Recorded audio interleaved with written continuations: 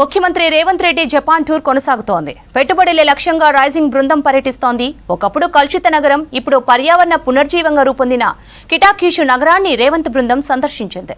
ఇక ఆర్టీసీలో త్వరలో 3000 ఉద్యోగాల భర్తీ చేస్తామన్నారు మంత్రులు.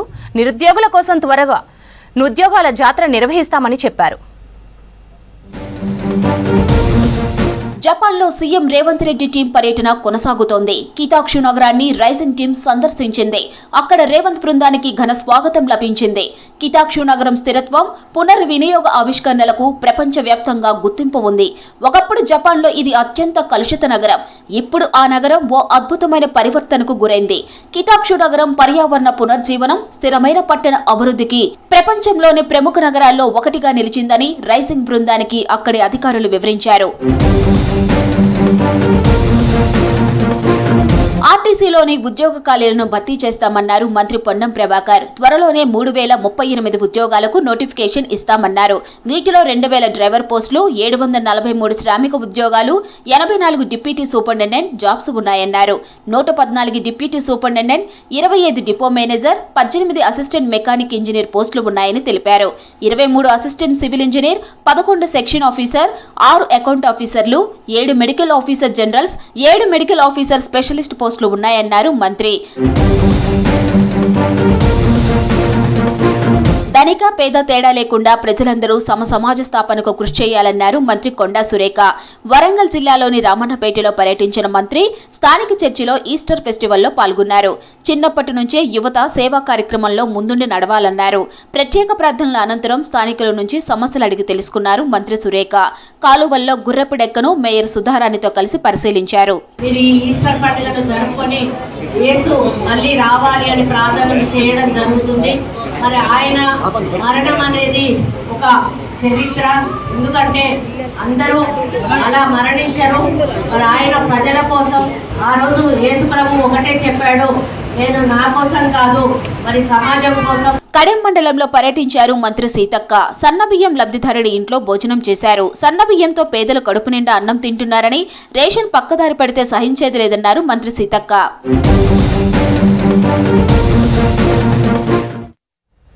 4 దశాబ్దాల నిర్బంధం బద్దలైందని, ఇంద్రవెల్లి స్వేచ్ఛగా రెక్కలు విప్పుకుందని అన్నారు సీఎం రేవంత్ రెడ్డి. ఇంద్రవెల్లి అమరవీరులను ఏ ప్రభుత్వం గుర్తించలేదని, వారి త్యాగాలను కీర్తించలేదని విమర్శించారు మంత్రి సీతక్క. అమరవీరుల స్తూపాన్ని పట్టించుకోలేదన్నారు. కాంగ్రెస్ సర్కార్ ఆదివాసీల త్యాగాన్ని గుండెలకు హత్తుకుందని, ఇంద్రవెల్లి స్తూపాన్ని అమరధామంగా మార్చిందన్నారు మంత్రి సీతక్క, ఆదివాసీ బిడ్డలు.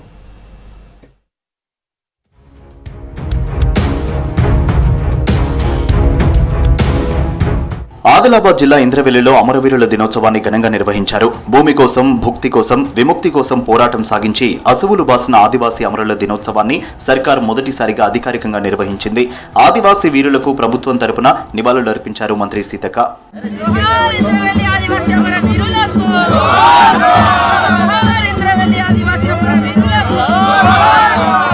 అమరుల త్యాగాలను కాంగ్రెస్ గుర్తించిందన్నారు మంత్రి సీతక్క.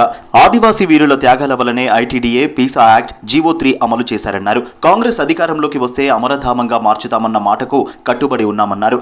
₹1 కోటి స్మారకవనం నిర్మించామని చెప్పారు. ఇంద్రవెల్లిలో అమరవీరులకు నివాళులర్పించారు మంత్రి. ఆ తర్వాత ఆదివాసీ అమరవీరుల కుటుంబాలకు ఆర్థిక సహాయం, ట్రాక్టర్లు అందించారు. మా కోసం మరణించినటువంటి ఆదివాసీ అమర వీరులకు నివాళులు అర్పించుకునేటువంటి గొప్ప స్వేచ్ఛగా ఈరోజు మేము భావిస్తా ఉన్నాం. ఆనాటి కాలంలో మరణించినటువంటి కుటుంబాలకు కూడా సీఎం రేవంత్ రెడ్డి గారు ఇచ్చిన మాట ప్రకారం ఇల్లు గానీ, ఇతర ట్రైకార్ లోన్లు గానీ, ఉద్యోగ ఉపాధి అవకాశాలు కల్పించడం జరుగుతూ ఉందని తెలియజేస్తూ, అమరవీరుల త్యాగాన్ని బీఆర్ఎస్ సర్కార్ గుర్తించలేదన్నారు మంత్రి సీతక్క. ప్రభుత్వం ఆధ్వర్యంలో అధికారికంగా ఏర్పాటు చేసిన ఇంద్రవెల్లి సభలో మాట్లాడిన సీతక్క గత ప్రభుత్వంపై తీవ్ర స్థాయిలో ఫైర్ అయ్యారు. 43 ఏళ్ల చరిత్రలో ఈ రోజు తమ సర్కార్ అధికారికంగా ఇంద్రవెల్లి అమరవీరులకు నివాళులర్పించినట్టు తెలిపారు. ఇంకా చాలా మంది చనిపోయినటువంటి వాళ్ళ యొక్క వివరాలు మనకు బయటికి రాలేదని చెప్తా ఉన్నారు. తొందరలోనే ఐటీడీఏ పిఓ ఆధ్వర్యంలో ఒక కమిటీ వేసి మరి అమరవీరులు ఆ రోజు జరిగినటువంటి సంఘటనలో ఇంకెవరెవరు చనిపోయినారు అటువంటి వివరాలను కూడా ఖచ్చితంగా బయటికి తీద్దాం, వారికి కూడా న్యాయం చేస్తామని తెలియజేస్తూ, అమరవీరుల కుటుంబాలను సర్కార్ అన్ని విధాలా ఆదుకోవాలన్నారు ఎమ్మెల్యే బొజ్జు పటేల్. బీఆర్ఎస్ సర్కార్ ఆదివాసీ వీరుల కుటుంబాలను పట్టించుకోలేదని చెప్పారు. తాము స్మారకవనం నిర్మించి ఆదివాసీ వీరుల చరిత్రను ప్రపంచానికి చాటుతున్నామన్నారు. కొట్లాడి తెచ్చుకున్న తెలంగాణ రాష్ట్రంలో కూడా ఎవరు కూడా 10 సంవత్సరాలు ఈ యొక్క ఇటువైపు కన్నెత్తి కూడా చూడని పరిస్థితి మనం చూసాం. కానీ ఆ రోజులు తీసుకోవద్దు గౌరవ ముఖ్యమంత్రి రేవంత్ రెడ్డి గారు ఆ రోజులు తప్పు జరిగింది కావచ్చు, ఆ తప్పు జరిగాలని మేము క్షమాపణ కోరుతున్నాం. ప్రభుత్వం ఏర్పడిన వెంటనే 6 నెలల గడవ కంటే ముందే ఈ యొక్క అమరవీర స్తూపానికి మరి స్మృతివనం కోసం 1 కోటి రూపాయలు రిలీజ్ చేయడం, దాంతో పాటు వాళ్ళ కుటుంబాలు మరి ముత్తూరులో ఇళ్ల స్థలాలు ఇవ్వడం, వాళ్ళందరూ కూడా పట్టాలు ఇచ్చేసాం. అమరవీరులు కొందరు మిస్ అయ్యారని, ఆ కుటుంబాలను అమరవీరులుగా గుర్తించాలని మంత్రి సీతక్కను కోరారు ఆదివాసీలు.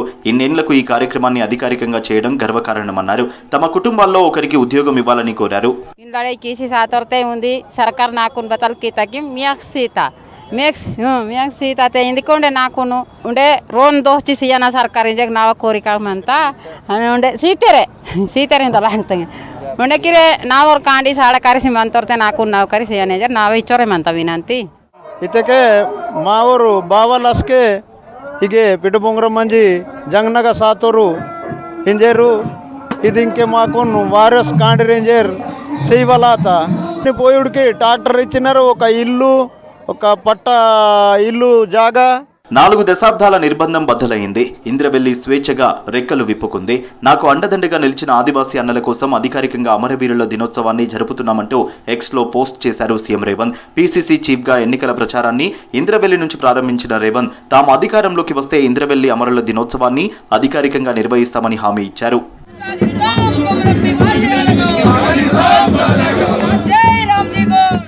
ద్రోణి ఎఫెక్ట్తో రాష్ట్రంలోని పలు జిల్లాల్లో వర్షాలు కురిశాయి. మహబూబ్ నగర్, నల్గొండ జిల్లాలో ఈదురుగాలులతో జోరుగా వాన పడింది. పలు చోట్ల తోటలకు తీవ్ర నష్టం జరగగా హైవేలపై చెట్లు విరిగిపడ్డాయి. దక్షిణ తెలంగాణ జిల్లాలకు ఇవాళ, రేపు రెయిన్ అలర్ట్ ఇచ్చింది వాతావరణ శాఖ. క్యూములోనింబస్ మేఘాల ప్రభావం, ద్రోణి ఎఫెక్ట్తో రాష్ట్రంలోని పలు జిల్లాల్లో వర్షాలు కురుస్తున్నాయి. మహబూబ్ నగర్ జిల్లాలో భారీ వర్షం కురిసింది. జడ్చర్ల నియోజకవర్గంలో ఈదురుగాలులతో వాన బీభత్సం సృష్టించింది. గంటకు 40 నుంచి 50 కిలోమీటర్ల వేగంతో ఈదురుగాలులు, ఉరుములు, మెరుపులతో కల్వకుర్తిలో వర్షం పడింది. బిజినేపల్లి మండలంలోని మమ్మాయిపల్లి, మహదేవునిపేటలో ఈదురుగాలులతో వర్షం కురిసింది. రేకులు ఎగిరిపోవడంతో 3 పౌల్ట్రీ ఫారాలు ధ్వంసమయ్యాయి. పలుచోట్ల విద్యుత్ స్తంభాలు నేలకూలాయి. అచ్చంపేట నియోజకవర్గం కౌకుంట్ల మండలంలో జోరు వాన కురిసింది. మామిడి సహా మొక్కజొన్న, వరి పంటలు ధ్వంసమయ్యాయి. పంటలు దెబ్బతినడంతో తీవ్ర నష్టం జరిగిందని ఆవేదన వ్యక్తం చేస్తున్నారు రైతులు.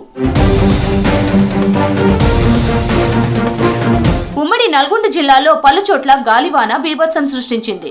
వలిగొండ మండలం పరిధిలో హైవేపై చెట్లు విరిగిపడ్డాయి. భువనగిరి, చిట్యాల ప్రధాన రహదారిపై పడిపోయిన చెట్లను జేసీబీల సాయంతో తొలగించారు.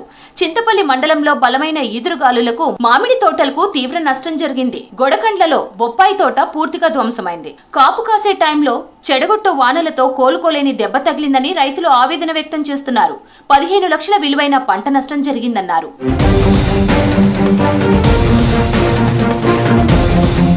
దక్షిణ తెలంగాణలోని పలు జిల్లాలకు రెయిన్ అలర్ట్ ఇచ్చింది వాతావరణ శాఖ. హైదరాబాద్ సిటీ సహా రంగారెడ్డి, మేడ్చల్ జిల్లాలోని పలు ప్రాంతాల్లో వానలు కురిసే అవకాశం ఉన్నట్లు వాతావరణ శాఖ తెలిపింది. గంటకు 30 నుంచి 40 కిలోమీటర్ల వేగంతో ఈదురుగాలులు వీచే ఛాన్స్ ఉందని తెలిపింది. ఉమ్మడి ఖమ్మం, నల్గొండ, వరంగల్, మెదక్, మహబూబ్ నగర్ జిల్లాల్లో గాలివాన కురిసే ఛాన్స్ ఉందని ప్రజలు అప్రమత్తంగా ఉండాలని తెలిపింది.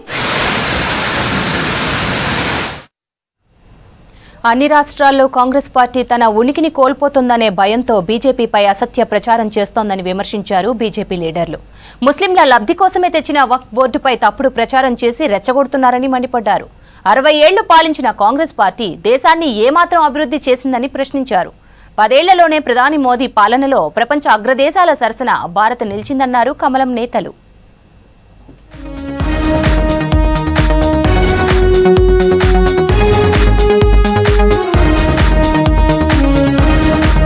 మరో 2 ఏళ్లలో దేశ ఆర్థిక వ్యవస్థ 5 బిలియన్ మార్కు దాటనుందన్నారు కేంద్ర మంత్రి కిషన్ రెడ్డి. ఇప్పటికే జర్మనీ, జపాన్ దేశాలు భారత్ ఇంటెలెక్చువల్స్ ను అపాయింట్ చేసుకుంటున్నట్లు చెప్పారు. ఐసీఎస్ఐ హైదరాబాద్ చాప్టర్ కొత్త బిల్డింగ్ కు భూమి పూజ చేశారు కిషన్ రెడ్డి. దేశ కార్పొరేట్ రంగం రూపురేఖలు మార్చడంలో కంపెనీ సెక్రటరీలు కీలక పాత్ర పోషిస్తున్నారని చెప్పారు. హైదరాబాద్ ఒక అభివృద్ధి చెందుతున్నటువంటి, వేగవంతంగా ముందుకెళ్తున్నటువంటి నగరము. ఈ నగరంలో మంచి భవిష్యత్తు ఉంది. కాబట్టి హైదరాబాద్ నగరంతో పాటు మన భారతదేశం కూడా 2047లో ఒక అభివృద్ధి చెందినటువంటి భారతదేశంగా, డెవలప్డ్ కంట్రీగా, వికసిత్ భారత్గా మనం ఎమర్జీ చేసుకోవాలి. అభివృద్ధి చెందిన దేశాల సరసన భారతదేశాన్ని నిలబెట్టాలంటే దానికి కంపెనీ సెక్రటరీస్ ఒక బాధ్యత కూడా, రోల్ కూడా ఎక్కువగా ఉంటుంది. వక్ఫ్ చట్టంపై కాంగ్రెస్ ఎంఐఎం దొంగ నాటకాలు ఆడుతున్నాయని ఫైర్ అయ్యారు కేంద్ర మంత్రి బండి సంజయ్.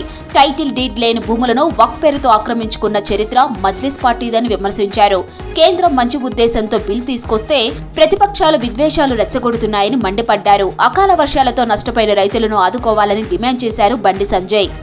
బాబాసాహెబ్ అంబేద్కర్ గురించి మాట్లాడతారు. బాబాసాహెబ్ అంబేద్కర్ వారసులమే మేము, నిజమైన వారసుడే నరేంద్ర మోడీ గారు. ఇవాళ మేము ఇలా అంబేద్కర్ గారిని స్ఫూర్తిగా తీసుకొని ఎన్డీఏ ప్రభుత్వం ముందుకు సాగుతుంది. ఇవాళ చిట్ట చివరి వ్యక్తికి కూడా సంక్షేమ ఫలాలు అందించాలని మంచి దృక్పథంతో బాబాసాహెబ్ అంబేద్కర్కి ఆలోచనే ముందుకు పోతున్నాం. అంబేద్కర్ ఆశయాలు సాధించడం బీజేపీతోనే సాధ్యమన్నారు చేవెళ్ల ఎంపీ కొండా విశ్వేశ్వర్రెడ్డి. రాజ్యాంగం విషయంలో కాంగ్రెస్ కావాలనే ప్రజలను తప్పుదోవ పట్టిస్తుందని మండిపడ్డారు. అంబేద్కర్ అంటే బీజేపీకి ఎంతో గౌరవమన్నారు. హైదరాబాద్లో నిర్వహించిన అంబేద్కర్ జీవిత చరిత్ర సదస్సులో కొండా విశ్వేశ్వర్రెడ్డి చీఫ్ గెస్ట్ గా పాల్గొన్నారు. నిజంగానే అంబేద్కర్ గారికి గుర్తింపు మర్యాద వస్తుందంటే మోడీ గారి ప్రభుత్వం కిందనే. అంబేద్కర్ గారి ఓడగొట్టిన వాళ్లకు బహుమతులు, అవార్డులు, పద్మశ్రీలు ఇస్తున్నారు. అంబేద్కర్ గారికి భారతరత్న ఇవ్వలేదు, ఏది అవార్డ్స్ ఇవ్వలేదు. ఇచ్చింది ఓన్లీ బీజేపీ పార్టీ మాత్రం. దేశానికి ఒకటే రాజ్యాంగం ఉండే, రెండు రాజ్యాంగాలు ఉండొద్దు. దేశము కుల మత భేదాలు లేకుండా అన్ని మతాలకు ఒకటే యూనిఫామ్ సివిల్ కోడ్ ఉండాలి. చిన్న రాష్ట్రాలు ఉంటే దేశం అభివృద్ధి అవుతుంది. ఓన్లీ బీజేపీ పార్టీ మాత్రమే అంబేద్కర్ గారి పాలసీస్కు కట్టుబడి ఉన్నది. కాంగ్రెస్, బీఆర్ఎస్, ఎంఐఎం పార్టీలకు ప్రజలను దోచుకోవటమే లక్ష్యమన్నారు బీజేపీ లీడర్లు. కేంద్రం మంచి పనులు చేస్తుంటే రాజకీయ లబ్ధి కోసం అవి ప్రజలకు వ్యతిరేకంగా ఉన్నట్లు చూపే ప్రయత్నం చేస్తున్నాయని అన్నారు.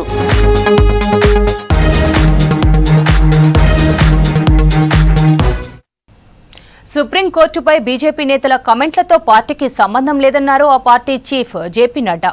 దినేష్ శర్మ, నిషికాంత్ దూబే వ్యాఖ్యలు పూర్తిగా వారి వ్యక్తిగతమని తెలిపారు.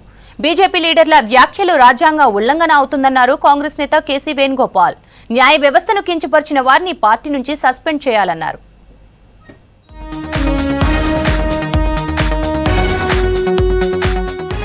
న్యాయ వ్యవస్థపై బీజేపీ నేతల కామెంట్లు దేశవ్యాప్తంగా దుమారంగా మారాయి.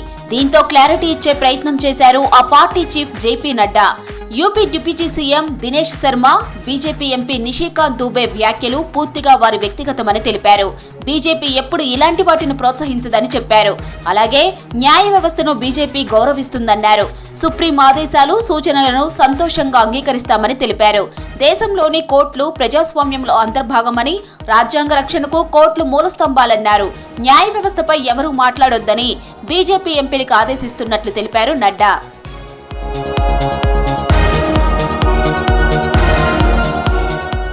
సుప్రీంకోర్టుపై బీజేపీ ఎంపీ దూబే చేసిన వ్యాఖ్యలు రాజ్యాంగ ఉల్లంఘన అన్నారు AICC general secretary KC Venugopal.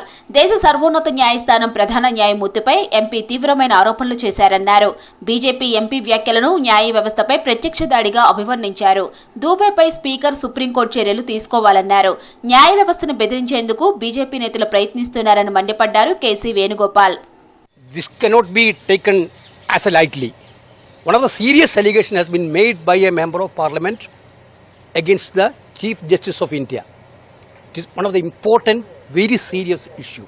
Direct attack on judiciary. If this type of attack, we never see. I think Honorable Speaker has to take action on these things. సీజేఐపై BJP MP Nishikant Dubey comments బాధాకరమన్నారు కేంద్ర మంత్రి రామ్దాస్ అథవాలే. తాను దూబే వ్యాఖ్యలతో ఏకీభవించడం లేదన్నారు. ప్రజాస్వామ్య వ్యవస్థలో పార్లమెంట్ అత్యున్నత కార్యనిర్వాహక వ్యవస్థని చెప్పారు. చట్టాలు రూపొందించడంలో పార్లమెంటుకు సర్వాధికారాలు ఉన్నాయన్నారు అథవాలే. जो दुबे जी है, दुबे जी हमारे संसद के सदस्य है. उन्होंने सुप्रीम कोर्ट के बारे में जो भी बयान दिया है, जेपी नड्डा साहब भारतीय जनता पार्टी के अध्यक्ष है और उन्होंने मतलब उसको रिपोर्ट किया है कि भाई ये भूमिका बीजेपी की नहीं है और सुप्रीम कोर्ट का हम आदर करते हैं. सुप्रीम कोर्ट संविधान के माध्यम से उच्च स्थान पर है. कानून बनाने का अधिकार पार्लियामेंट को है. तो दुबे जी ने जो स्टेटमेंट दिया है उससे मैं सहमत नहीं हूँ। నిషికాంత్ దూబే ప్రకటనపై ప్రధాని మోదీ స్పందించాలన్నారు కాంగ్రెస్ నేత పవన్ ఖేరా. ఉపరాష్ట్రపతి ధన్ఖడ్ సహా దూబేపై కేంద్రం వైఖరంటూ చెప్పాలని డిమాండ్ చేశారు. నిషికాంత్ దూబే, దినేష్ శర్మలను పార్టీ నుంచి తొలగించాలన్నారు ఖేరా. सिर्फ किनारा कर लेने से काम नहीं चले. प्रधानमंत्री की मौन स्वीकृति के बगैर न धनखड़ साहब ने जो कहा वो कह सकते थे, न निशिकांत दुबे ने जो कहा वो कह सकते हैं. अगर भारतीय जनता पार्टी गंभीर है इस विषय को लेकर तो हमें ये बताएं, क्या निशिकांत दुबे को कारण बताओ नोटिस भारतीय जनता पार्टी दे रही है? क्या एक्शन लिया जा रहा है? సుప్రీంకోర్టుపై బీజేపీ ఎంపీ అనుచిత వ్యాఖ్యలు చాలా సీరియస్ ఇష్యూ అన్నారు ఆర్జేడీ నేత తేజస్వి యాదవ్. దూబే, దినేష్ శర్మపై కోర్టు ధిక్కార చర్యలు తీసుకోవాలని డిమాండ్ చేశారు. इस तरह का कोर्ट पे जो है, कोर्ट पे इस तरह का टिप्पा टिप्पणी जो है नहीं करना, और न्यायालय पे अगर इस तरह का कोई टिप्पा टिप्पणी करता है तो कंटेम्प्ट होना चाहिए. పార్లమెంటు శాసనాధికారాల్లోకి న్యాయస్థానాలు చొరబడుతున్నాయని, చట్టసభ్యులు చేసిన చట్టాలను కొట్టివేస్తున్నాయని ఆరోపణలు చేశారు దూబే. జడ్జీలను నియమించే అధికారం ఉన్న రాష్ట్రపతికే సుప్రీంకోర్టు ఆదేశాలిస్తుందని విమర్శించారు. అయితే కోర్టులపై ఉపరాష్ట్రపతి ధన్ఖడ్ కాంట్రవర్సీ సద్దుమణగక ముందే బీజేపీ నేతలు విమర్శించడంపై సర్వత్రా ఆగ్రహం వ్యక్తమవుతోంది. That's all for now.